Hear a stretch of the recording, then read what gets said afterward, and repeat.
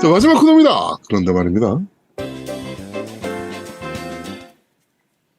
자, 이번 주 그런데 말입니다는 아바타 프론티어 오브 판도라라는 와우. 영화 아바타 베이스의 게임입니다. 유비소프트에서 유통을 하고 있고요. 개발은 매시브 엔터테인먼트. 우리가 그렇게 극찬을 했던 디비전을 개발했던 매시브 엔터테인먼트에서 제작을 한 이게 여러 가지로 잔뼈가 굵은 제작사죠. 그렇죠. 아바타 프론티어 오브 판도라를 한번 리뷰를 해보도록 하겠습니다. 자, 일단 영화 아바타를 IP로 소재로 해서 가져온 오픈월드 1인칭 액션 어드벤처 게임인데 네. 뭐 아바타에 대해서는 더 설명할 필요가 없을 거예요. 이제 혹시 두 분 다 아바타 1, 2 다 보셨죠? 네. 봤죠. 그렇죠. 그러니까 이제 미래 지구의 자원이 좀 고갈되어 가고 그걸 보완하기 위해서 외계 행성에서 자원을 채취해 오는 그런 걸 여러 가지 행성에서 채취해 오는데 그 중에 한 혹성이 판도라라는 이제 혹성이 있어. 이게 프론티어 판도라의 판도라가 이제 그 판도라 행성 이름이죠. 그렇죠. 그리고 판도라 행성의 이름이고. 그렇죠. 그리고 우리가 얼마 전에 굉장히 이 이슈를 끌었던 그 초전도체 얘가 있었잖아요. 우리나라에서 네.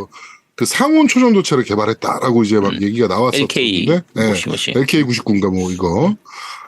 사실 그 판도라 행성에 보면은 다 섬들이 떠 있잖아요. 그렇죠.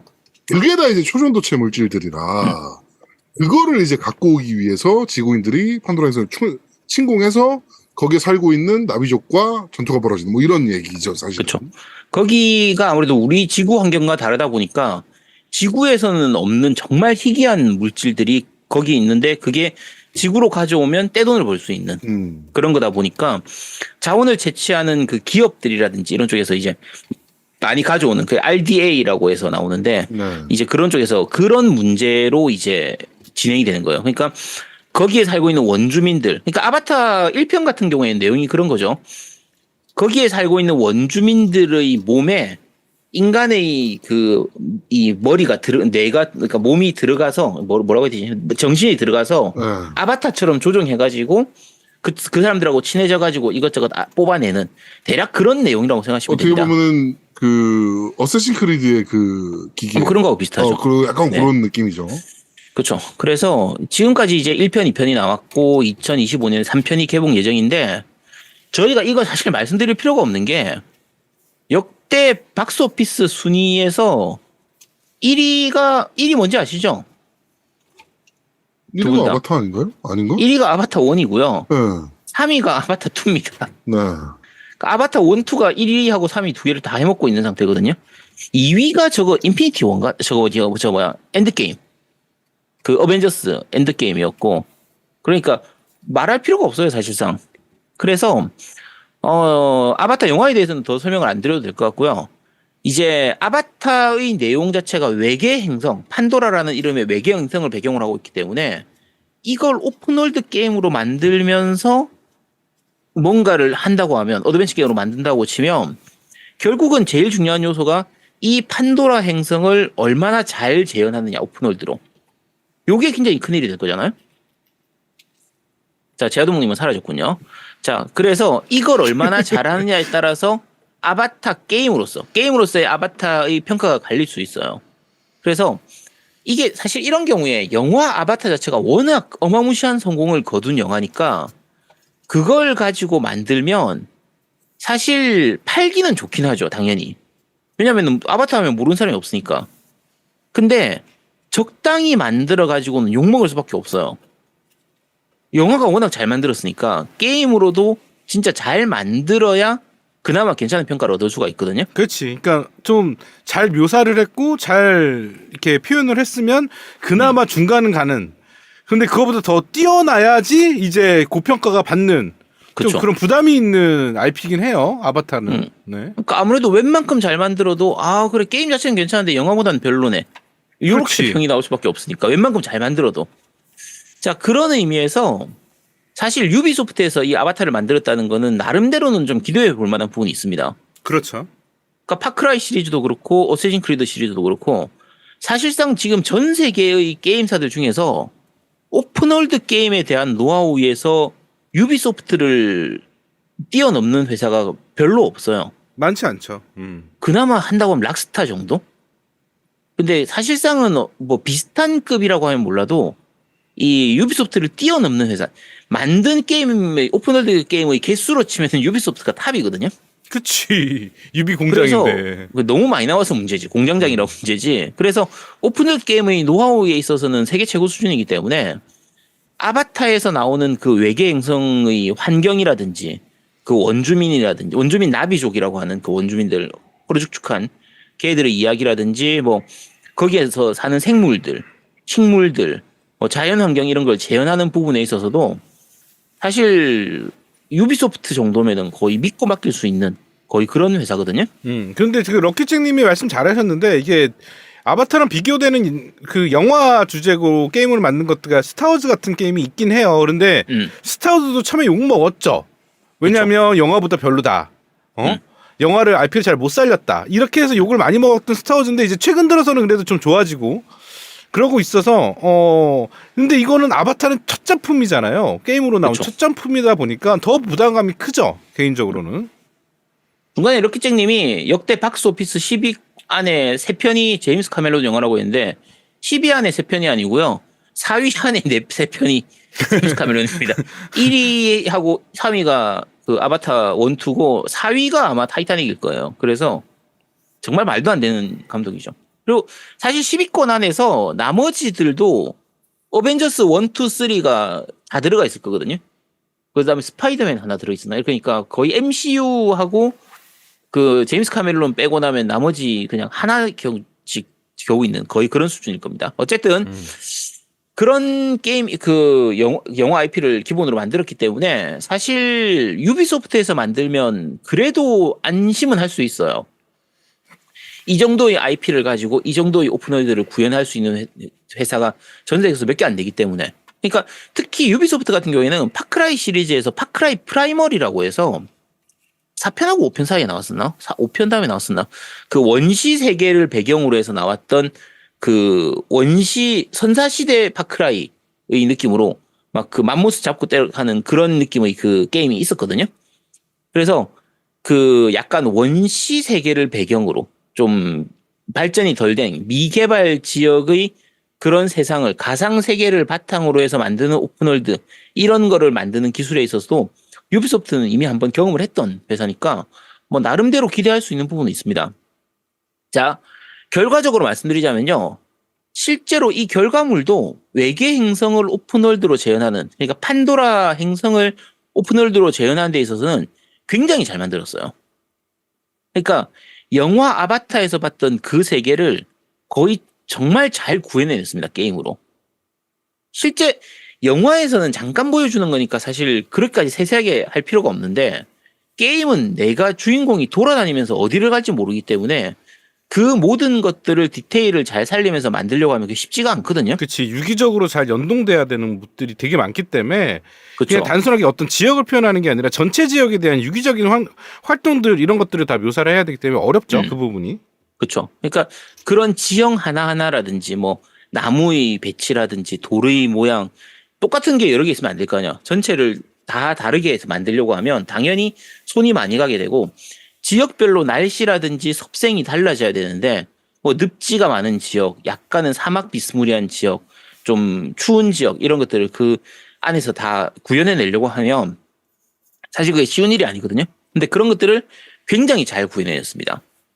그리고 사실 그 아바타 2 보신 분들은 2는 이제 주로 바다를 배경으로 하잖아요. 그렇죠. 수상 세계를 배경으로 하는데 이번 아바타 요 유비에서 나온 아바타 같은 경우에는 이 프론티어 판도라 같은 경우에는 아바타 1 느낌에 더 가까워요.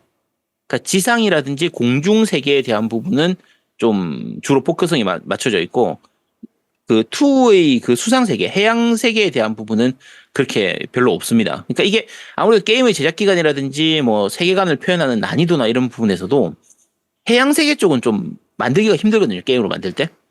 뭐 조작 방식이나 뭐 플레이할 거리를 만드는 데 있어도 좀 쉽지가 않다 보니까 아무래도 1편을 중심으로 해서 만든 게 아닐까 싶고요. 그래서 어쨌든 전반적으로 이 판도라라는 외계 행성을 오픈월드로 만드는 거에서는 충분히 합격점을 줄 수 있습니다. 잘 만들어져 있어요. 오픈월드도 괜찮고. 그리고 이렇게 잘 만들었다는 게 기본적으로 그래픽이 좋아요. 그러니까 최적화를 아주 잘했냐라고 하면 그 부분은 조금 애매합니다. 근데 절대 낮은 점수를 줄 만한 게임은 아니에요. 그러니까 그 표현들은 나쁘지 않았어요. 나름 그러니까 주변 환경에 대한 묘사나 어떤 그런 그쵸. 지형 지물에 대한 거, 그다음에 그 세계관 이런 것들에 대한 그래픽은 나름 준수한 편이었어요. 그쵸. 나쁘다는 생각이 별로 안 들어. 그러니까 그러니까 실제 만약에 판도라라는 외계 행성이 있다면 내가 거기에 간다고 하면 아마 이런 환경이 아닐까 싶을 만큼 그런, 그러니까 외계 행성이니까 나무도 지구에 있는 그런 나무하고 다르단 말이야. 일반적인 야자수가 아니라 뭔가 좀 독특한 그런 것들. 거기 있는 동물, 살고 있는 동물들 같은 경우에도 말처럼 생겼지만 사실은 말이 아니라 조금 다른 형태의 이런 부분들이 굉장히 잘 표현돼 있어요. 그래서 어쨌든 그런 부분들은 괜찮은 편이고 아트웍도 좋은 편이고, 참고로 이제 콘솔로 플레이할 때 기준으로 해가지고 성능 모드하고 품질 모드가 있는데, 품질 모드를 하면 화면이 되게 쨍하고 좋은 편이고요. 성능 모드에서도 화면이 그렇게 나쁘지가 않습니다. 아무래도 성능 모드가 프레임이 훨씬 좋기 때문에 대부분의 유저가 아마 성능 모드로 플레이하지 않을까 싶은데, 뭐 성능 모드에서도 충분히 괜찮은 화면을 보여주거든요. 근데 다만 약간의 버그가 있는 게, 요건 약간 그 사적인 부분인데, 이거 성능 모드로 바꾸고 플레이해도요, 게임을 껐다 켜면, 그러니까 정확하게는 슬립 모드 들어갔다가 다시 돌아오는 거. 그러니까 그러니까 그 엑시엑판 기준으로 했을 때 그 퀵 리즘으로 들어가면 마음대로 품질 모드로 바뀌어 버려요. 그러니까 내가 설정을 성능 모드로 바꿨는데 이제 갑자기 프레임이 다음번에 플레이할 때 보면 프레임이 엄청 떨어지는 거야. 사실 이거 제가 제일 처음 플레이할 때는 이걸 모르고 내가 분명히 성능 모드로 바꿨거든요. 근데 좀 진행하다 보니까 프레임이 엄청 떨어지길래, 이게 혹시 처음 게임 시작할 땐 실내에서 시작을 하는데, 맞아. 조금만 지나면 이제 실외, 야외로 나온단 말이에요. 그러니까 실내에서는 프레임이 괜찮다가 실외로 가니까 이거 프레임이 완전히 박살나는 거 아닌가라고 생각을 했었는데, 좀 이따가 설정 들어가 봤더니 지 맘대로 품질 모드로 바뀌어 있는 거야. 근데 요걸 제가 여러 번 겪었어요. 그래서 요게 패치로 이렇게 업데이트로 바뀌었는지 모르겠지만 요런 문제가 있으니까 이제 본인들 프레임이 너무 떨어진다 싶으시면 확인해 보시기 바랍니다. 성능 모드 돼 있는지 확인해 보시도록 하시고, 요건 뭐 사실 사소한 부분이니까 나중에 업데이트로 뭐 다 바뀔 부분이니까 어쨌든 성능 모드로 해도 괜찮은 화면은 보여주고요. 대신에 최적화가 그렇게 잘 된 편은 아니라서 성능 모드에서도 전투할 때라든지 이렇게 카메라가 급격하게 이동할 때 이럴 때는 프레임이 조금 떨어질 때도 있긴 합니다. 근데 그게 많이 거슬리진 않고요. 그래서 이런저런 부분을 감안해도 전체적으로 보면 그래픽은 충분히 괜찮아요. 충분히 합격점을 줄 수 있는 수준이 됩니다. 그리고 특히 이제 초중반부 넘어가면은 이크라였나? 그 새를 타고, 그러니까 익룡 같은 그 새를 타고 다니게 되는데, 네. 요거 타고 하늘 위에서 판도라 행성을 이렇게 한번 구경을 하면요, 진짜 그 외계 행성의 자연을 높은 곳에서 바라보는 경치가 굉장히 좋습니다.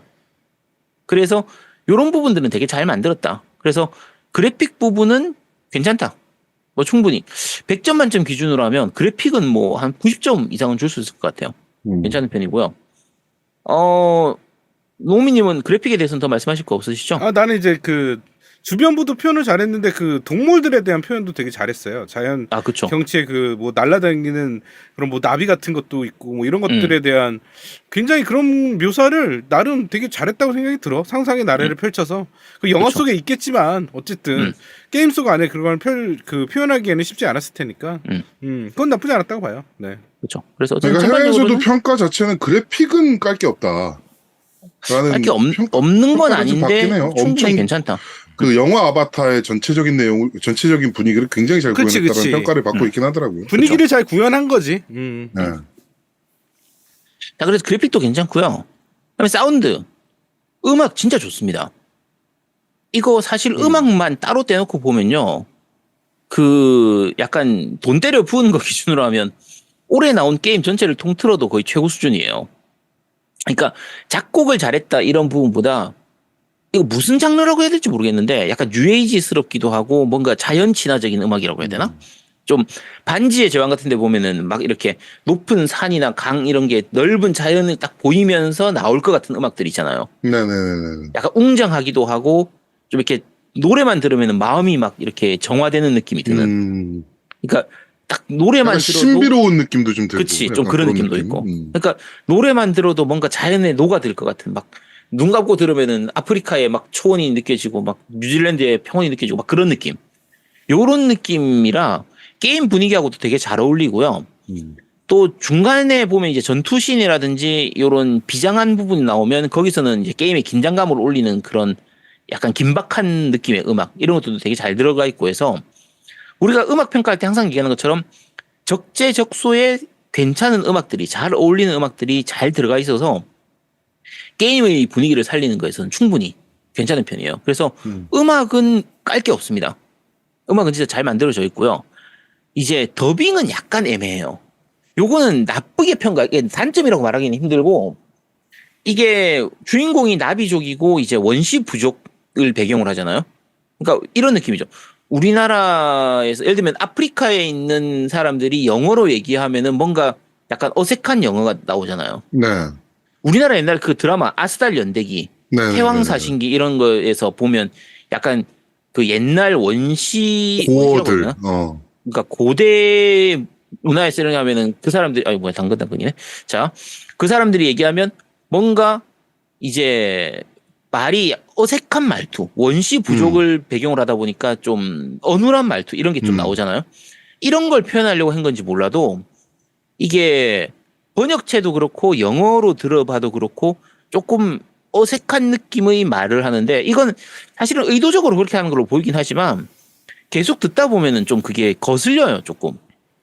그러니까 자연스럽게 말하면 되는데 뭔가 이상한 번역체, 이상한 어눌한 말투 이런 식으로 듣다 보니까 내용을 이해하는데 오히려 약간 방해되는 부분이 좀 생기거든요. 그래서 어쨌든 요거는 뭐 게임의 배경 설정하고 보면은 의도된 걸로 보이기는 하지만 개인적으로는 좀 별로였어요. 그러니까 뭐 단점이라고 말하기는 힘들고 제 개인적으로는 약간은 좀 굳이 너무 과한 거 아닌가 싶은 좀 그런 부분들은 좀 있었고요. 자, 여기까지가 장점입니다. 네. 지금 10분 조금 넘어 네. 장점을 얘기하셨습니다. 10분, 10분이라고 말씀드렸잖아요. 네. 자, 그러면 이제부터 아, 네. 다시 한번 말씀드립니다. 네. 까기 전에 제가 사운드 관련된 네네. 거 다시 한번 정정해 드릴게요. 그거를 네네. 지금 사운드가 좋다고 하셨는데 그 나오는 BGM이 좋은 거지. 네, 기본적으로 BGM 은 좋아요. 사운드 시스템은 개 그지같이 만들어놨어요. 아, 네, 그 부분 말씀해 주시죠. 이거를 그걸 마스터링이라고 하는데 마스터링 어디서 했는지 모르겠지만 그거 선택할 수 있어요. 헤드폰으로 할 건지 그다음에 그냥 그쵸. TV 스피커로 할 건지 그다음에 스테레오 스피커로 할 건지 서라운드 스피커로 할 건지를 막 선택하는 기능이 있는데 네. 저는 분명히 스테레오 스피커잖아요. 네. 제 시스템은 스테레오 스피커를 선택하는 순간에 그 센터가 존나 웃겨요. 그 앞에서 말하고 있는데 앞에 있는 애가 물에서 얘기하는 것처럼 고롱고롱 소리가 나. 그러니까 그거를 이제 음상이라고 하는데 음상을 존나 이상하게 잡아놨어. 그래가지고 차라리 그럴 거면 헤드폰으로 하는 게 최고야. 아니 난 헤드폰을 안 넣는데 왜 헤드폰이 제일 좋아 소리가. 그러니까 그거를 쓸데없이 옵션을 왜 만들어놨는지 모르겠어요. 이거 원래 그런 기능이 있거든. 마스터링 할 때 그 작업을 하는데 개판으로 해놨어요 진짜로. 아, 저는 거의 대부분의 플레이를 헤드폰으로 했기 때문에. 디폴트가 헤드폰이니까. 네, 그래서 그 부분은 잘 못 느꼈었는데, 그런 단점이 또 있군요. 그렇습니다. 자, 어쨌든 요 부분은 노우미가 이제 얘기한 네. 뭐 개판인 부분이고요. 게임. 그러니까 지금부터 제가 잠깐 말씀드린 대로 굉장히 강력한 게임에 대한 비판이나 아제트의 분노 표현이나 욕설 등이 좀 표현될 수가 있다. 그러니까 불편하신 분들은 지금부터는 안 들으시고 이따 엔딩을 그냥 들으시는 게 좋을 것 같다라는 말씀을 미리 드리도록 하겠습니다. 네, 자, 한번 질러 보시죠. 자, 일단 먼저 말씀드릴게 사과 말씀을 드릴게 저는 아바타 엔딩을 못 봤습니다. 네, 제가 웬만하면은 저희가 리뷰하는 게임은 엔딩을 보고 리뷰를 하려고 하는데 제가 총 플레이 타임이 한 30시간 정도 됐었는데 이 중에서 25시간 정도가 진짜 고통스러운 시간이었어요. 5시간은 그래도 괜찮은 시간이었고. 5시간 정도는 괜찮았어. 근데 한 25시간 정도는 진짜 욕을 하면서 게임을 했어요. 내가 이제 리뷰만 아니면 진짜 진작 때려치우는데 이러면서 계속 했는데 자, 왜 고통스러웠는지 지금부터 말씀드릴게요. 네. 일단 스토리 자체만 보면 나쁘진 않아요. 그러니까 스토리가 어떤 거냐면 주인공이 원래 판도라에 사는 그 원주민 나비족 애거든요. 네. 처음에 원래. 네, 네, 근데 얘가 인간에 의해서 어릴 때 납치가 된 다음에 네. 나비족 그러니까 인간한테 교육을 받으면서 자란 거예요. 음. 인간의 얘들을 데려가서 그렇게 키운 이유가 얘들을 키워가지고 나비족하고 인간의 그 약간 중간 가교 역할 그런 역할을 하게 만들려고. 약간 어떻게 보면 인간 사이드에서 생각할 수 있게 나비족이지만. 예. 그러니까 인간의 편을 드는 나비족을 만들어서 나비족하고 서로 이렇게 소통을 시키려고. 약간 외교관 느낌처럼 이렇게 써먹으려고 했던 건데 이제 어느 정도 자란 이후에 그런 역할을 하기 전에 탈출하는 거예요. 탈출해서 나비족들이 사는 곳에 가가지고 나비족으로서 다시 살아가면서 오히려 인간에 맞서 싸우는 대략 뭐 그런 식의 내용이 진행이 됩니다. 그러니까 원래는 나비족이지만 내가 인간에 의해서 길러졌기 때문에 나비족의 문화에도 아직 익숙하지도 않고 그렇다고 해서 완전히 인간의 그 문화에 적응된 것도 아닌 약간 중간자적인 입장에서 있는 존재. 요게 그 주인공의 그 형태예요. 그러니까 뭐 어떻게 보면 약간 괜찮은 설정이잖아요. 나름대로 괜찮은 설정이잖아요. 그렇죠. 이게 어떻게 보면 감정이입하기를 좋게 만들어져 있는 게 게임을 하는 플레이어도 사실 판도라라는 행성에 대해서 잘 모르잖아 구체적으로. 그렇지.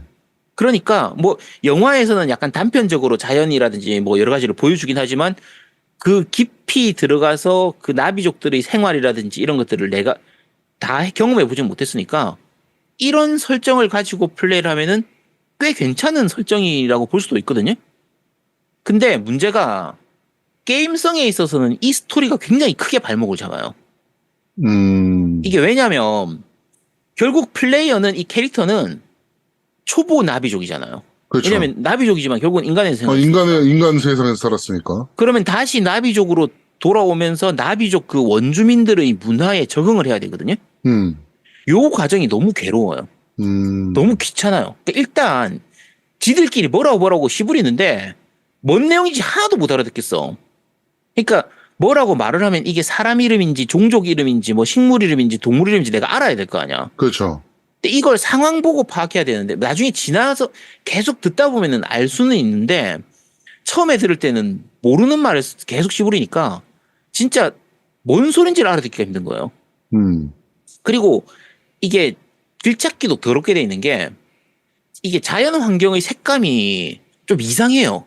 판도라 행성이 좀 푸르죽죽해.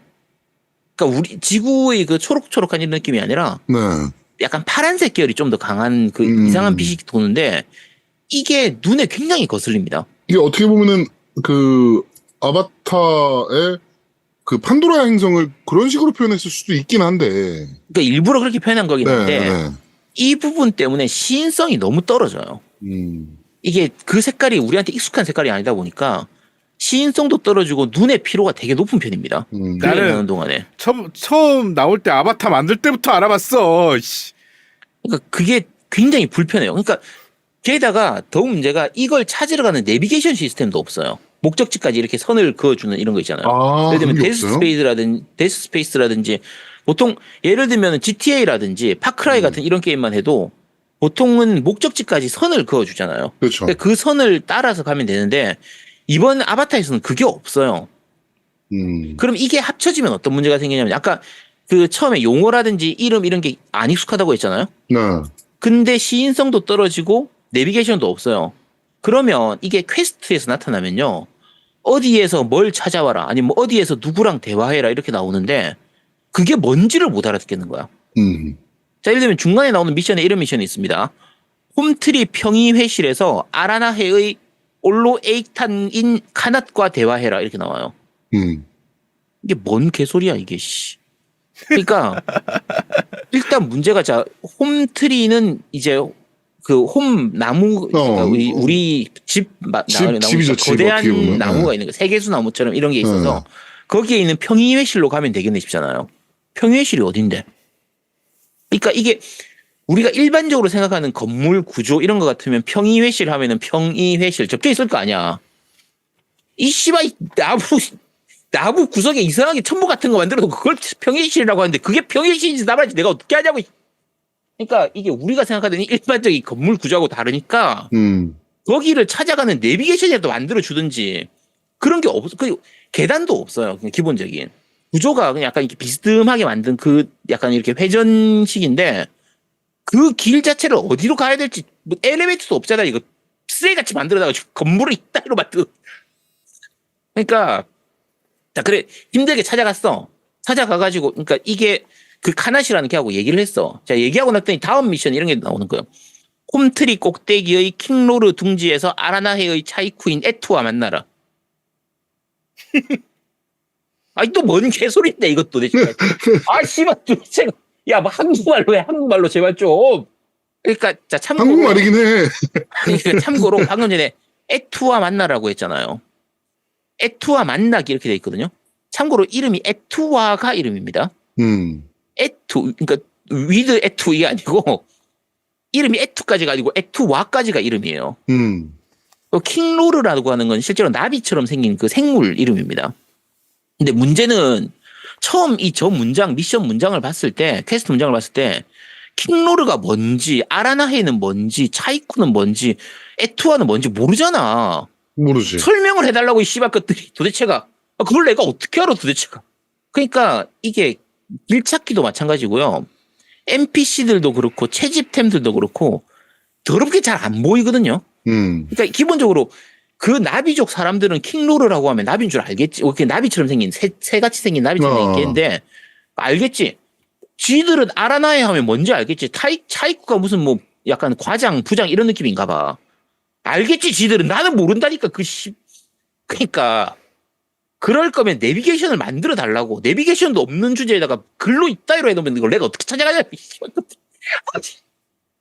자 일단 그 얘기 나게다가 네. 일단 아예 없는 빈약하다 못해 아예 없는 내비게이션 시스템. 내비게이션 그러니까 정확하게 말하면 센서 같은 걸로 이 나비 센서가 있거든요. 네. 나비 센서로 보면 빛을 보이긴 합니다. 문제는 거기까지 가는 길을 안 가르쳐줘요. 목적지는 내가 좀 이따 말씀드릴게요. 근데 특히나 이걸 길찾기를 하다 보면 NPC들이 그 나비족 아바타 영화 보신 분들은 아시겠지만 다 걸어죽죽 하잖아요. 네. 이거 야외에 있으면요 보호색입니다. 그거 못 찾겠어. 근데 사실 그게 보호색은 맞거든 걔네. 아니 그게 컨셉상 어느 정도냐면 어디 강가에 있는 애하고 얘기해라 이렇게 하잖아요. 길 근처에 가면 그 근처에 가면은 누군가가 말을 해. 근데 돌아봐도 어딨어 한참 찾아야 돼. 무슨 숨은 그림 찾기도 아니고 이 진짜 옆 바로 옆에 있어도 누가 어디서 말하는 건지를 잘 못 찾겠어요. 게다가 아까 퀘스트에서 이제 목적지는 가르쳐준다고 했잖아요. 네. 그게 마을 안일 경우에는 그 마을까지만 가르쳐주고요. 걔의 위치를 안 가르쳐줘요. 그러면 누구하고 얘기해라 하잖아요. 걔를 찾기 위해서 마을 전체를 돌아다니면서 아무나하고 막 다 얘기해야 돼. 아니 이 새끼들은 다 똑같이 생겼단 말이야. 다 푸르죽죽 해가지고 이게 뭐 무기 파는 상인인지 방어구 파는 상인인지 이게 뭐 하나도 모르겠는데 다 머리에 안 떠? 생겨가지고 안 떠. 그러니까 이게 자 기본적으로 우리 RPG 게임을 하면 머리 위에 느낌표 만들고 물음표 만들고 만들어주면 될 거 아니야. 도대체 왜 그걸 안 만들어주냐고 그래 거지가 쓰레기 같은 새끼들이. 이러나. 자 게다가 이게 크래프팅 요소도 있습니다. 그럼 크래프팅 요소로 우리가 작업대라든지 요리대 이런 거 있잖아요. 이것도 그냥 보면 잘 뭐가 뭔지를 잘 몰라요. 그러니까 이게 작업대인지 그냥 책상인지 배경인지 그러니까 제작을 할 수 있는 제작대가 있는데 지나가면서 보면 이게 제작대면 누가 봐도 제작대처럼 그려놓고 이렇게 비슷한 거는 없어야 될 거 아니야.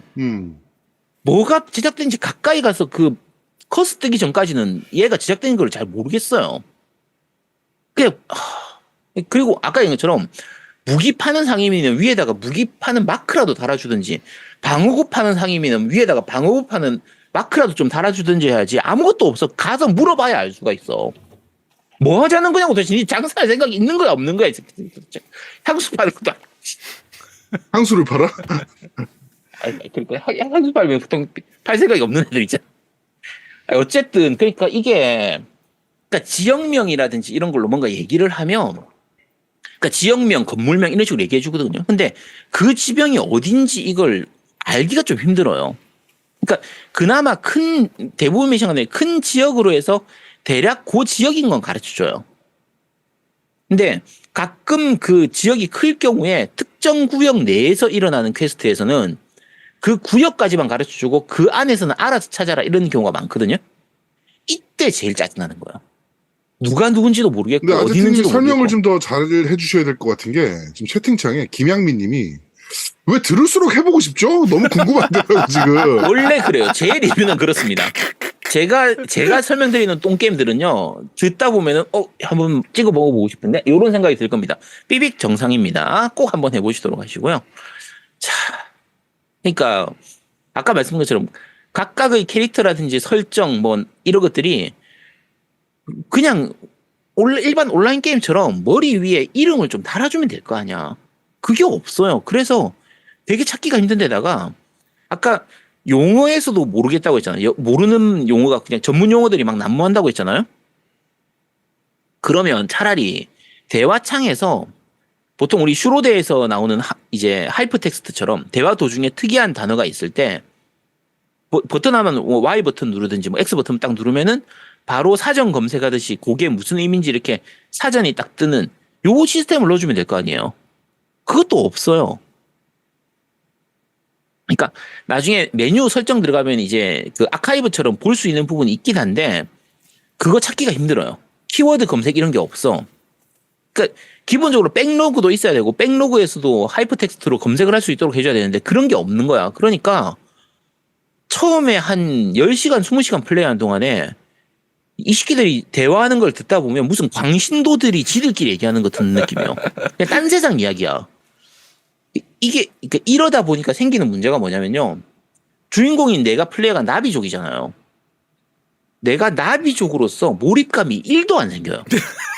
공동체 의식이 생겨가지고 내가 거기에 좀 이렇게 들어가서 나비족에 녹아 들어가서 나비족에서 일어나는 어떤 일이 있을 때 나도 나비족으로서 같이 분노하고 이런 게 있어야 되는데 쥐들끼리 무슨 뜬구름 잡는 소리만 하는데 내가 감정이입이 될 리가 없잖아. 그러니까 스토리에 대해서 내가 풀어나가는 방식이 너무 딴 세계라 그러니까 이어가고 싶지가 않은 거죠. 게임을 내가 뭘 하는지를 모르겠어. 내가 게임을 하는 내내 내가 뭘 하고 있는 거지? 이 생각밖에 안 나니까.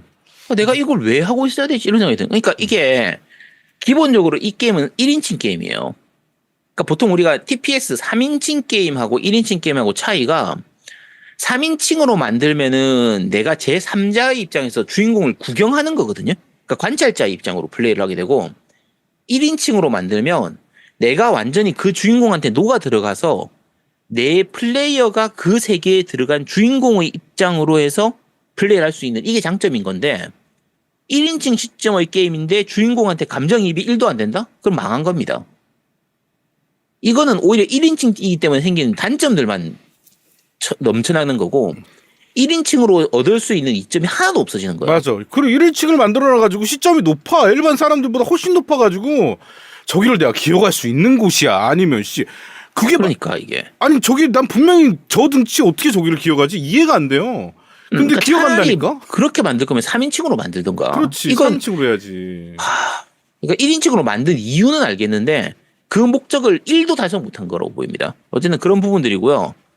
그러니까 아까 설명드린 것처럼 그래픽적인 장점 얘기할 때 판도라 행성을 진짜 잘 구현했다고 했잖아요. 근데 판도라 행성을 잘 구현했다는 얘기는 바꿔서 말하면 지구하고는 전혀 다른 환경이거든요. 맞아요. 그러다 보니까 우리한테 너무 낯선 환경이에요. 그러니까 이질감이 굉장히 생겨요. 그래서 멀미가 더 심해지는 것 같아. 그치. 그런 부분들도 있어. 그러니까 그런 부분들을 NPC들의 대화라든지 판도라에 대한 행성에 대한 이야기라든지 원주민들에 대한 이야기 이런 것들을 가지고 내가 그걸 천천히 이해를 할 수 있어야 되는데 그게 너무 납득이 안 가니까. 그게 이제 1인칭으로 아까 얘기해서 좀 연장선으로 얘기하면 그 1인칭이 굉장히 문제예요. 왜 문제냐면 1인칭이라고 한 거는 내가 실제적으로 내가 볼 수 있는 환경을 그대로 게임 안에서 볼 수 있다라는 장점이 생기거든요. 그런데 나비족은요.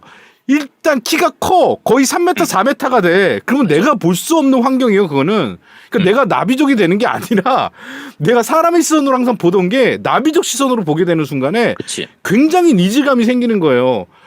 내가 좌우를 돌 때 시야각이 굉장히 바뀌어요. 왜냐면 높은 곳에서 보니까 내가 4m 키가 아니잖아. 그러다 보니까 멀미가 더 심해지고 그리고 계속 이질감이라는 게 머릿속에서 떠나질 않아.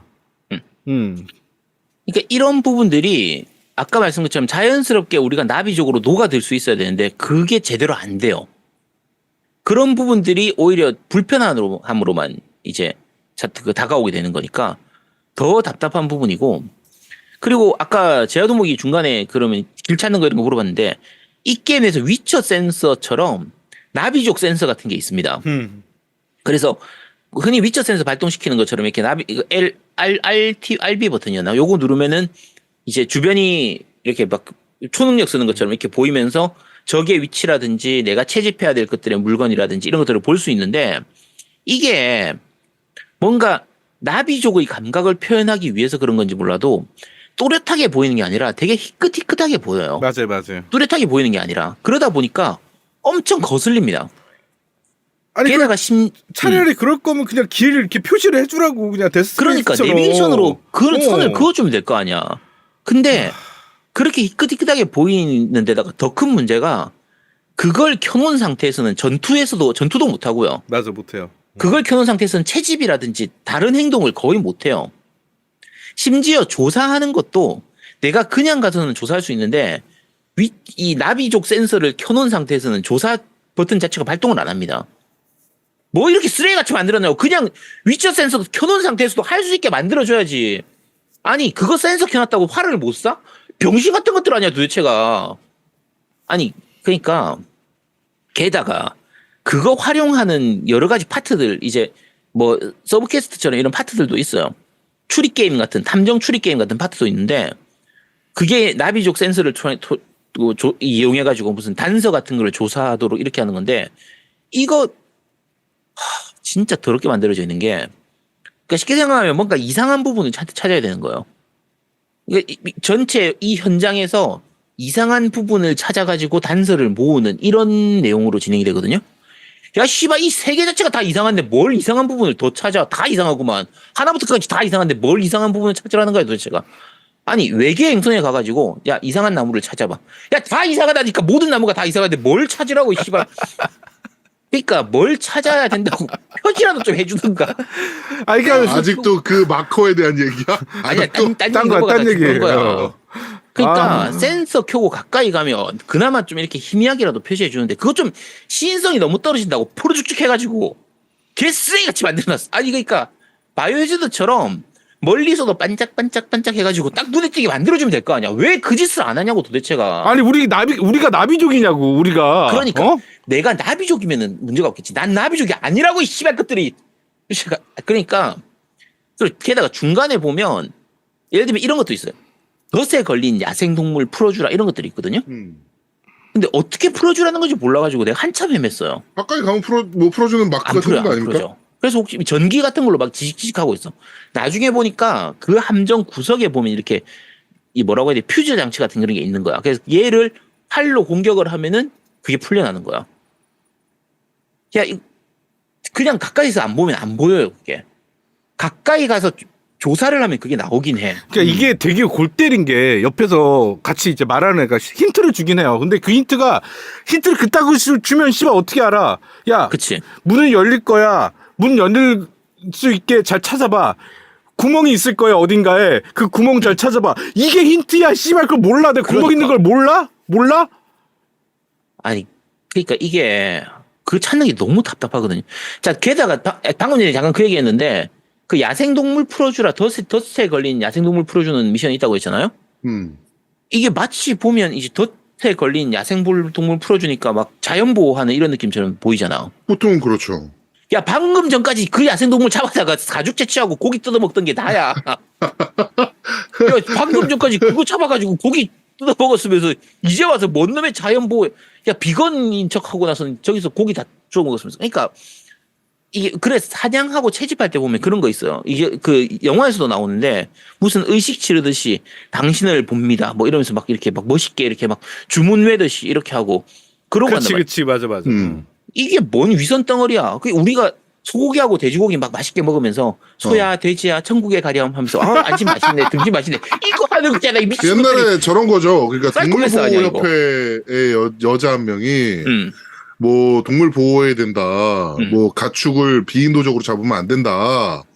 막 이러면서 자기 인스타그램에는 업진살 살살 녹네 뭐 그치 그런 거야. 비슷한 개념인 거지. 아니 그러니까 이게 사소한 문제가 아니고요. 진짜 스토리상 되게 감정이입이 안 되는 게 기본적으로 스토리상 나비족은 약간 원주민 자연을 보호하는 입장 이런 느낌이고 인간 쪽 그러니까 게임 내에서 RDA 그치. RDA가 자원개발협회 뭐 이런 거거든요. 네, 그래서 네. 요쪽 어쨌든 이쪽은 지금의 현대인 같은 이런 느낌이에요. 그러니까 주인공인 나비족은 아프리카 원주민이고 이제 반대가 되는 인간족은 지금 현대인 같은 이런 느낌이거든요. 문제는 플레이하는 나는 아프리카 원주민도 아니고 나비족도 아니고 나는 현대인이란 말이야. 네. 그러니까 그 아프리카 원주민의 입장에 감정이입이 하나도 안 돼요. 아니 딱 잘라서 그냥 우리 상식적으로 생각해봅시다. 지구에서 자원이 고갈돼가지고 외계 행성에서 자원을 채취를 해야 돼. 네. 그거 반대할 지구니 누가 있냐고. 없죠.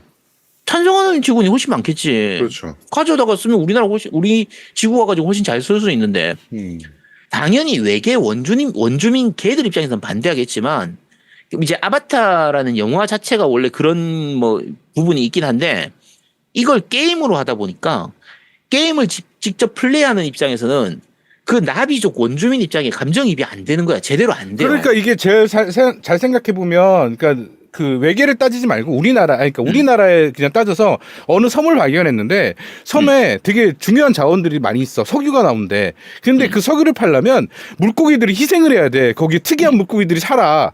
그러면 그 물고기를 보호하기 위해서 석유 안 캘 거야? 자, 예를 들면 그 석유 가치가 뭐 한 50조 돼. 야, 당장 캐야지. 그 물고기 살린다고 안 캘 거야?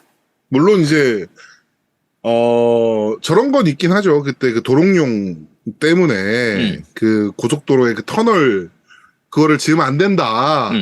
라고 해서 동물보호협회랑 뭐 이런 그 난리 났던 일들이 있죠. 그래서 그치. 실제로 공사가 엄청 연장되기도 그치. 했었고. 그런 천성산인가 일들이 뭐 실제로 그런 거 있었죠. 있기는 하죠. 네, 실제로 근데 존재하긴 합니다. 그런 이슈들. 자원은 다른 얘기잖아. 그거는 불편한 게 생기는 거고 자원은 다른 문제이기 때문에 그러니까 나는 이렇게 자원이 우리의 생존에 영향을 미치는 자원이라면 그거는 다른 생물, 그러니까 쉽게 말해서 뭐 우리보다 이제 열등한 생물이라고 치면 뭐 아까 말한 물고기도 될 수도 있고 아니면 거기에 뭐 곰도 있을 수도 있고 근데 거기 생태계를 파괴해서라도 우리가 자원을 채취해야 된다? 어느 정도는 협의를 해야지, 협상을 해야지. 그치. 근데 우리 보고 물고기가 되는 입장을 지금 게임에서 하라는 거 아니야. 그게 되겠냐고. 그러니까 이게 그리고 실제로 내가 게임을 하면서 그걸 채취를 한단 말이야. 자, 뭐 물론 이제 나도 나름대로는 이유가 있지. 뭐 근데 자기는 아까 얘기한 것처럼 뭐 자 나는 당신을 봅니다. 이러면서 고기 잡으면은 그 고기가 아유 감사합니다. 이러고 인간이 가가지고 전기로 쫓아보면 아이 저 씨발 새끼들 이러냐고 또 어차피 자기 잡아 죽이는 건 똑같은데. 그렇지. 그러니까 이게 감정이입도 잘 안 되고요. 그리고 자 이게 외계 생물이 많다고 했잖아요. 네. 특히 식물이 특이한 식물들이 많거든요. 맞아. 이걸 돌아다니다 보면 그 식물을 조사할 수 있도록 나와요. 조사일 뿐입니다. 채집은 또 별개고 조사를 하는데 자, 한 번 조사했으면 그 식물은 이제 다시 조사 표시가 안 떠야 될 거 아니야. 그렇죠. 그 조사 커서가 계속 떠요. 그러니까 나는 한번 게임하면. 조사했던 식물인데 그렇죠? 지나가면 또 뜨는 거야. 그러니까 그 같은 종이 딴 데 있으면 계속 뜨는 거야. 그러니까. 선인장 앞에 뜨면 이 선인장도 선인장입니다. 나는 선인장. 그러니까 채취도 아닌데. 채취도 아닌데. 그러니까 사실 대부분은 이 게임들은 첫 번째 할 때는 그걸 조사하고 그 뒤로는 그 커서가 안 떠야 될 거 아니야. 이게 계속 뜨니까 나중에 되면 이게 퀘스트용으로 들어와 있는 커서인지 아니면 그냥 아무 의미 없는 그냥 식물 뭔지 가르쳐주는 그 커서인지를 구분을 할 수가 없어요. 그러니까 이제 물론 판도라 행성의 여러 가지 섭생, 식물에 대한 내용 설정 이런 것들은 되게 재밌게 잘 돼 있는데 그게 모든 나무에 자꾸 너무 과하게 많이 있다 보니까 게임하는데 너무 방해가 많이 돼요. 그러니까 돌아다니면서 조사하는 그 커서가 10개쯤 있다고 치면 10개 중에서 9개는 그 판도라 행성 나무에 대한 설명이거든요. 네. 그걸 계속 봐야 되는 거야. 그거지. 당연히 한 번 보면 안 나오도록 떠야지. 이 쓰레기 같은 것들이 도대체 뭔 생각으로 이따로 만든 거야 도대체가. 메인 미션을 계속 하고 있는데 옆에 서브캐들이 잔뜩 보이는 거지. 근데 가봤더니 내가 했던 서브캐야. 아무 의미 없는 거야. 한 번 했던 서브퀘스트는 지워져야 될 거 아니야. 근데 그걸 계속 놔두면 어떡하냐고. 그렇지. 그러니까 기본적으로 이 게임은 1인칭 게임이잖아요. 1인칭 게임이면 이런 부분에서 유저 편의성은 한참 더 높여놔야 돼요. 유저 편의성이 너무 떨어집니다, 이건. 그러니까 제가 플레이했던 아까 30시간 중에서 거의 한 15시간은 헤매는 데 보냈어요. 돌아다니면서 헤매. 도대체 이거 어디 있는 거야? 이거 도대체 어디 있지? 이런 느낌으로. 근데 이게 계속 헤매는 데 되게 보였거든요. 정말 웃긴 게요. 처음에 스타트를 할 때 난이도 선택이랑 밑에 안내 그다음에 모험이 두 가지를 선택하는 게 선택창이 나와요. 안내는 안내해 준다는 얘기잖아. 안내를 선택하면 안내를 해줘야 될 거 아니야. 안 해줘. 조금 나아지긴 해요. 그게 무슨 안내야. 그러니까 이게 아까 나비족 센서로 하면은 센서로 이제 여러 가지를 볼 수 있다고 했잖아요. 안내해 주는 거예요. 근데 색깔로 표시를 해주거든요. 자, 이거 설정 들어가 보면 진짜 웃긴 게 뭐냐면요. 적은 빨간색으로 표시를 해줘요. 그 다음에 강적은요 빨간색으로 표시를 해줍니다. 야 이거 야 이 대가리 총 맞았나 이 병신 같은 새끼들이. 아니 그러니까 일반적은 핑크색으로 하고 뭐 강적은 검붉은색으로 하고 이렇게 하든지 뭐 일반적은 좀 연붉은색으로 하고 강적은 뭐 검은색으로 하든지 차라리 그렇게 해두든지 하지. 둘 다 붉은색이면 무슨 의미가 있냐고 도대체가. 아니 강적은 깜빡이라도 하든가. 그치 뭐라도 하든지. 둘 다 아니면 색깔을 좀 다르게 하든가. 그 색깔을 다르게 해야 되는데 색깔 똑같이 해줬어. 그리고 설정 들어가 보면 진짜 가관인 게요. 이걸 여러 가지로 구분을 해가지고 색깔을 표시를 해뒀어요. 아군, 적군, 강적, 퀘스트, 사이드 퀘스트, 추적 중인 거, 상호작용 대상, 약점, 파괴 가능한 방법 이런 거를 다 이 나비 센서의 그 센서 색깔로 표시를 하고 있거든요. 네. 내 방금 전에 이거 쭉 엎었잖아요. 네. 뭐가 무슨 색인지 적응이 안 돼요. 그러니까 이게 추적하는 색깔이 너무 많다 보니까 가만히 있어봐. 추적 중인 게 무슨 색깔이었지? 모르겠어. 맵에서도 마찬가지입니다. 그러니까 이걸 맵에서 여러 가지 지역에 대한 색깔을 이렇게 색깔로 표시를 하는데 네. 각각의 색깔이 뭘 의미하는지가 안 적혀져 있어요. 보통 우리 일반적으로 지도 같은 경우에는 오른쪽 밑에 각각이 뭔지 예를 들면 GTA 같은 경우에 하면 위에 이게 각각이 뭘 의미하는지 표시가 나오잖아. 그렇죠, 그렇죠. 예를 들면 달러 마크는 뭐고 뭐 상점 마크는 모양이고, 뭐고 뭐 옷 마크는 옷 파는 곳이고 무기 마크는 무기 파는 이런 식으로 돼 있는데 이게 없어. 그러다 보니까 각각의 색깔이 뭘 의미하는지를 모르겠는 거야. 아니 병신 같은 게 그냥 지도에다가 마크를 심으면 될 거 아니야. 본진이면 진 마크를 심고 나무면 나무 마크를 심고 야 초등학교에서 지도 표지 찍는 거 안 배웠냐고 이 병신 같은 새끼들이 도대체가. 아니 그러니까 자 생각해봐요. 구글이나 네이버 맵을 보면 식당은 무슨 나이프 포크 이런 마크 돼 있고 주유소는 주유소 마크 돼 있고 뭐 카페 같은 경우에는 커피 마크 돼 있고 그렇게 돼 있잖아. 근데 그렇죠. 원래 그게 정상인 거죠. 야 근데 예를 들면 내가 네이버 지도를 봤는데 지하철역은 녹색 점, 주유소는 빨간색 점, 식당은 파란색 점, 카페는 갈색 점 이따위로 돼 있으면 그거 내가 알아볼 수 있겠냐고 이 병신 같은 것들이. 우리 아제트님이 자기 조금만 컴다운 하시고 아제트님 굉장히 빠게 치셨는데, 네. 그러니까 이걸 좀 상식적으로 생각을 해서 해달라고. 내가 나비족이면 저거 보고 바로 알 수 있겠는데 난 나비족이 아니란 말이야. 그렇죠. 좀 알아볼 수 있게 쳐넣으라고. 자 게다가 자 인디케이터는 그렇다고 칩시다. 네. 근데 퀘스트만 재밌으면 됐지. 어차피 우리 액션 게임이잖아. 그죠? 그렇죠, 그렇죠. 네. 오픈월드 게임에서 퀘스트만 재밌으면 되지. 퀘스트가 족도 재미가 없어. 퀘스트 하나하나가 진짜 재미가 없습니다. 그러니까 이게 감성의 문제인데 무슨 나비족 사이에서 무슨 중요한 의미가 있는 의식 이런 것들이 퀘스트가 많아요. 그걸 나한테 시키는 거야. 근데 나는 나비족이 아니야. 그러니까 아무런 느낌이 안 생기는 거지. 예를 들면 이런 거예요. 어디 가서 말을 타가지고 말을 훈련시킨 다음에 그걸 타고 이제 한참 달리다가 뭐 연 같은 걸 따라가요. 따라가다가 거기 가면 사람들이 무슨 뜬구름 잡는 얘기를 합니다. 얘기를 하고 나면 다시 돌아가서 연을 띄워라 뭐 이런 걸 반복하는 건데 내가 하는 동안에 이게 도대체 왜 하는 거지 싶거든요. 그 부족 사람들한테는 나름대로 그게 꽤 중요한 의미가 있는 거야. 연을 띄운다는 게 되게 중요한 의미가 있는 거지. 말을 타고 거길 달리는 게 되게 중요한 의미가 있는 거야. 나한테는 아무 의미가 없어. 그러니까 자 예를 들면 재현웅님 서울 사람이라고 치고요. 자 서울에서 살다가 이제 내가 부산에 놀러 왔어요. 놀러 왔는데 제가 갑자기 시키는 거죠. 자 금정산에 가가지고 돌멩이 하나를 주운 다음에 그걸 들고 부산역에 가가지고 토끼찜을 30번을 하고 해운대 가서 한국패기를 50번 한 다음에 부산대로 가서 돼지국밥을 먹어. 그 돌을 왜 주신 거야? 자, 요 모든 행동이 뭐냐면 부산 사람들 사이에서 영혼을 깨끗하게 하는 행동인 거야. 요거를 하면 영혼을 깨끗해진다. 그치. 그러면은 이제 진정한 부산 사람이 되는 의식인 거지. 근데 내가 왜 부산 사람이 되는 거지? 그거야, 바로. 그러니까 이걸 내가 하면서 나는 나비족이 아닌데 이걸 하면서 무슨 감동을 받겠냐고. 감동이 1도 없어요. 내가 똥개 훈련 이걸 왜 시키는 거야, 이 씨발 것들이라 생각이 안 나. 재미가 하나도 없어. 그러니까 네. 이 서브퀘스트 중에서 이런 게 진짜 많거든요. 그러니까 이렇게 재미가 없는데 이 서브퀘스트를 안 하면 성장이 안 돼서 게임 진행이 또 힘들어요. 그러니까 이게 제가 난이도를 최하로 일부러 맞춰놓고 게임에서는 빨리빨리 달려가지고 엔딩이라도 보려고. 네네네네. 난이도를 최하로 해도요. 게임 오버를 수십 번 당했습니다. 아 난이도를 최하로 해도. 최하로 해도. 이게 보통 왜냐면 난이도를 최하로 하면 죽는 경우는 거의 안 나오는데. 열나 많이 죽어요. 적이 너무 세고 전투에서 보면은 적들이 나는 적이 잘 보이지도 않아. 야 나비족 나는 나비족 센서를 갖고 있잖아. 쟤는 인간 센서를 갖고 있어. 인간이 초능력이라도 다 얻었나? 한 방에 나를 찾아냅니다. 내가 너무 커서 그런가?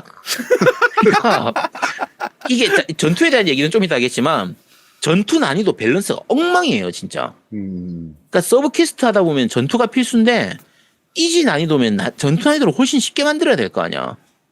전투 난이도가 더럽게 어렵습니다. 요건 좀 이따 얘기하도록 하고. 네.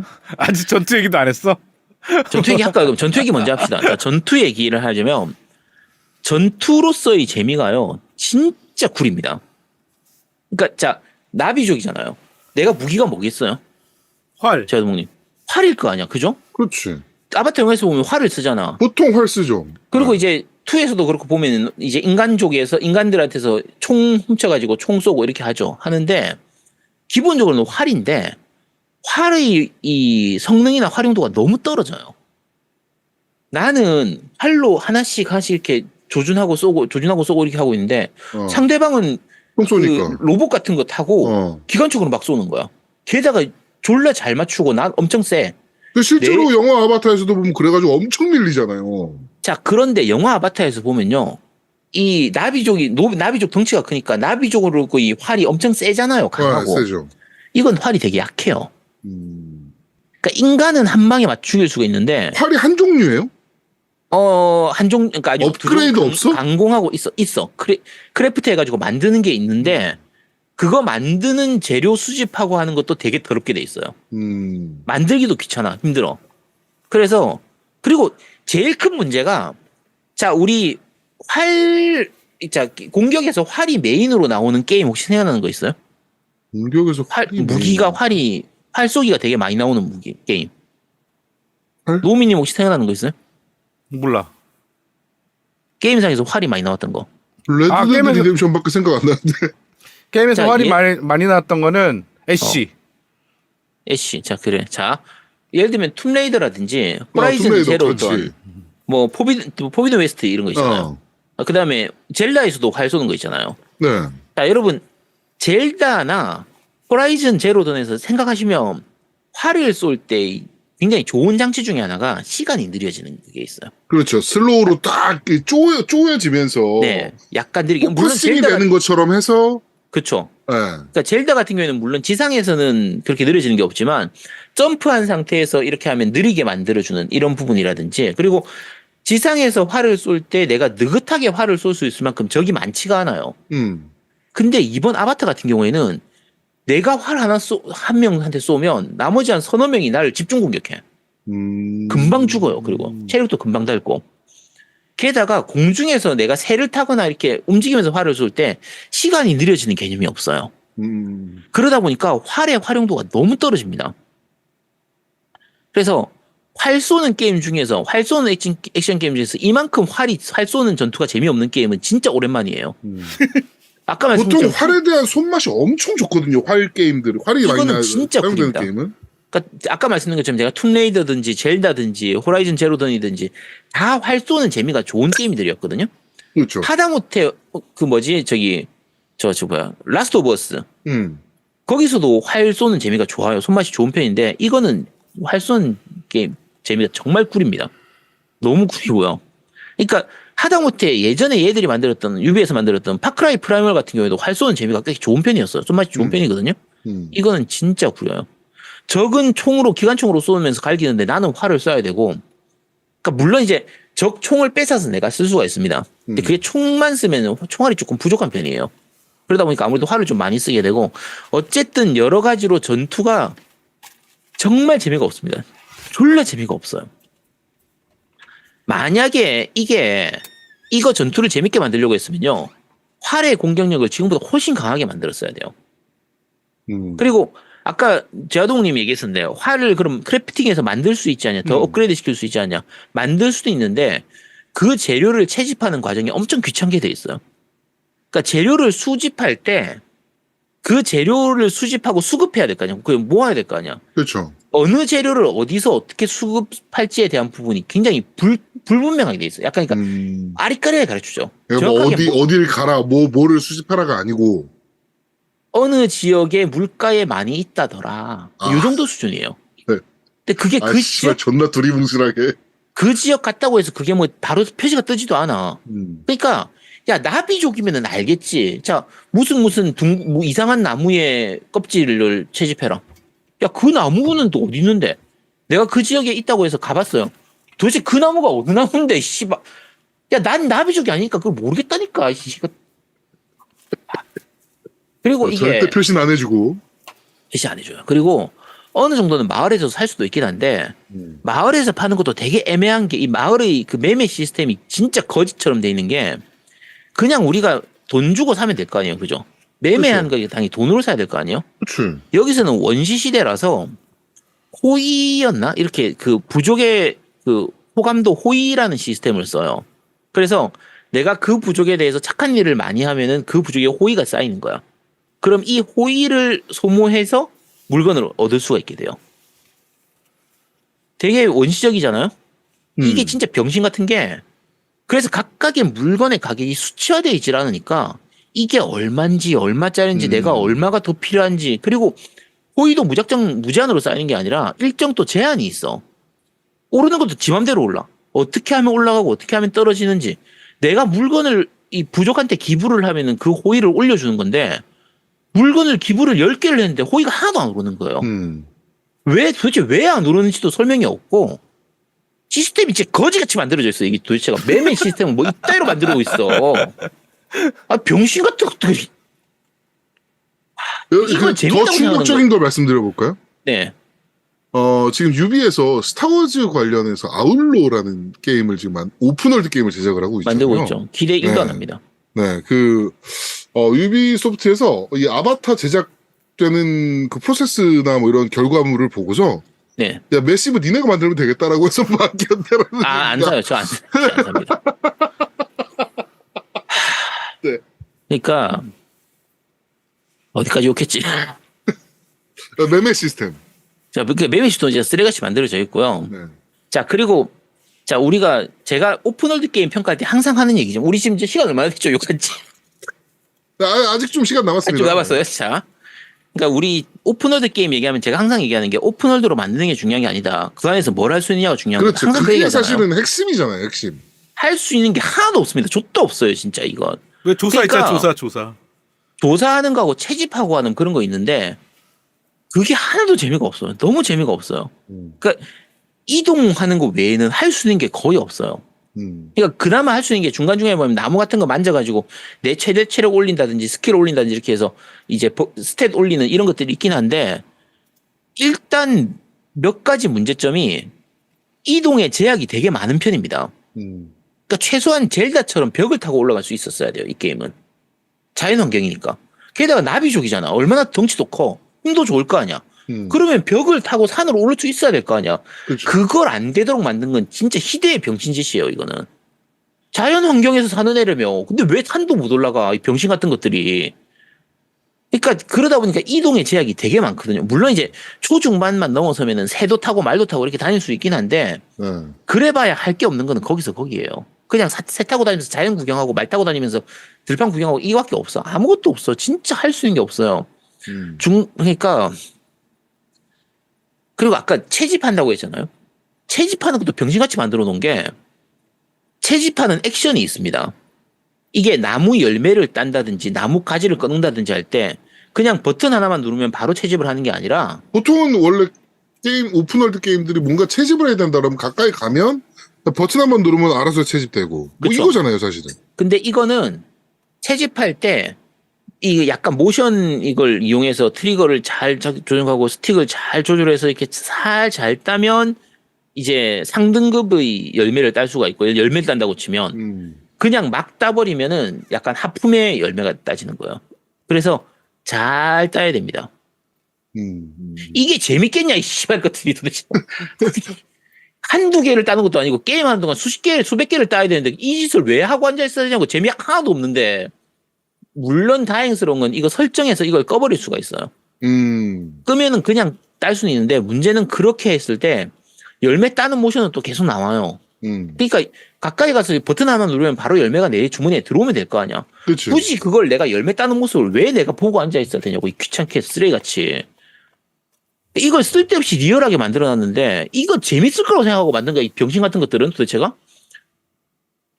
참고로 저 만약에 이 게임에서 이거 자동으로 따는 설정 없었으면요 5시간 만에 게임 접었을 거예요. 그랬어야 되는데 그게 좋았을 거야 차라리. 그러니까 지금 약간 무슨 그 모노드라마를 보듯이 그게 있었어야 될 거 아니야 씨발 새끼들. 아 그게 없는 게 더 나은 것 같아 씨발. 아니 그러니까 우리가 지난번에 오픈월드 레이싱 게임 이런 거 뭐 더 크루 같은 거 리뷰하거나 하면 자주 평가하는 게 뭐 약간 잘못 만든 오픈월드 게임 이런 걸 하다 그러니까 저 레이싱 게임을 하면 포르자 호라이즌이 하고 싶어진다 이런 얘기를 했잖아요. 네 그렇죠. 이거 아바타를 하는 동안은요 전체 30시간 하는 동안에 25시간 동안은요 차라리 호라이즌 포비드 웨스트를 한 번 더 하고 싶었어요. 네 포비드 웨스트도 개인적으로 굉장히 많이 실망했던 게임이거든요. 그게 이거보다 훨씬 재밌습니다. 전투면이라든지 뭐 스토리 진행하는 면이라든지 퀘스트 진행하는 거 여러 가지 면에서 이 아바타가 호라이즌 포비든 웨스트보다 나은 게 1도 없어요. 하나도 없어요.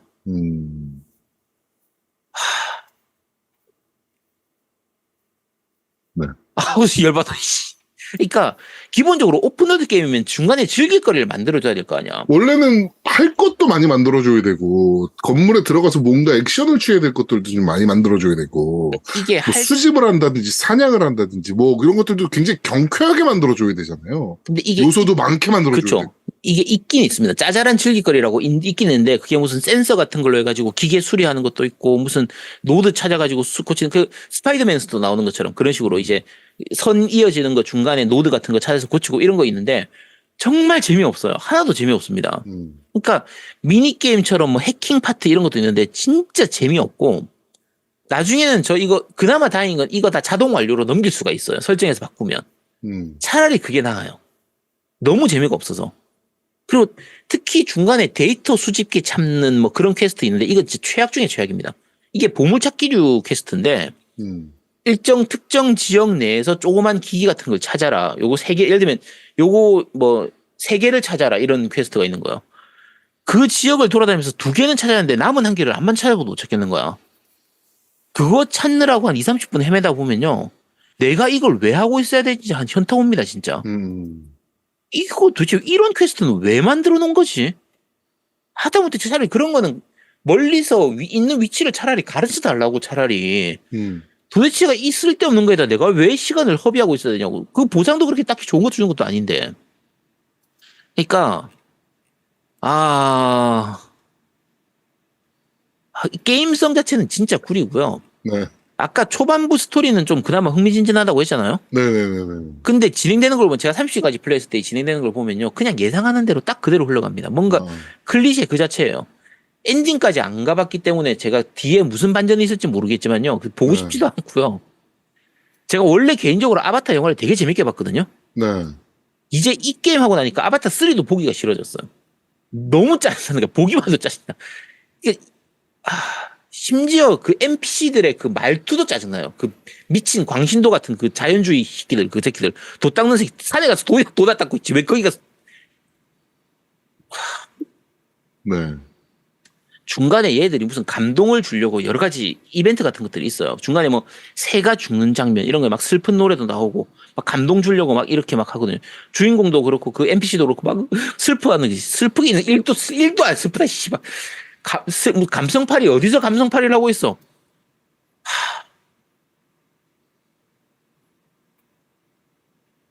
여기까지 아니었어. 아우 열받아. 씨. 네, 제가 겜덕비상 하면서 리뷰, 그런데 말입니다를 진행을 하면서, 아제트가 이렇게 개빡쳐하는 모습을 처음 본 것 같거든요, 진짜. 이거 솔직히 말하면요, 이 아바타가 최악의 게임은 아니었어요. 근데 기대치에 비하면 진짜 최악의 게임이에요. 유비소프트가 이따위로밖에 게임을 못 만드나 싶은 부분도 있고, 유비소프트에서 했던 오픈월드 게임 중에서 최악이에요. 이번 아바타는. 그리고 게다가 메시브에서 만든 건데. 어쨌든 유비에서 내놓은 거니까. 그러니까 아바타는 IP를 가지고 이렇게 개쓰레기 같은 게임밖에 못 만드나 싶은 부분에서도 진짜 실망스러운 게임이에요. 그래서 여러분 많이 플레이해 보시기 바랍니다. 결론은 많이 플레이해 보시길 바랍니다. 나 혼자 죽을 수도 없지. 네. 하나 더 욕할 거 하나 더 있다. 이거 수동 세이브도 또 없어. 자동 세이브야, 무조건? 요즘 게임들 보면 나는 수동 세이브 없는 게임도 종종 있거든요. 있죠. 오픈월드 게임에서 수동 세이브 없는 게임이 나오는데 아니 수동 세이브를 왜 안 넣어주는 거야 도대체? 수동 세이브 있는 게 그렇게 힘드나?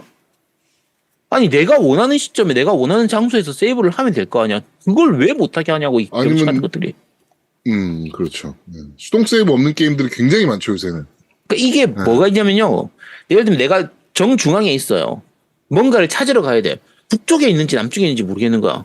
그럼 중앙에서 세이브 시켜놓고 나서 북쪽까지 가봤다가 없네? 그러면 로드 해가지고 중앙으로 와서 다시 거기서 남쪽으로 가면 될 거 아니에요. 그렇죠. 근데 중간 세이브가 없으면 그걸 못해요. 왜 도대체 중간 세이브를 안 넣어놨는지 내가 이해를 1도 못하겠습니다. 이 병신 같은 것들은. 네. 여기까지. 알겠습니다. 더 진행하면 아제트 혈압이 터질 것 같아가지고, 네, 여기까지. 이번 주, 그런데 말입니다. 아바타 프론티어 오브 판테라, 프론티어 오브 판도라.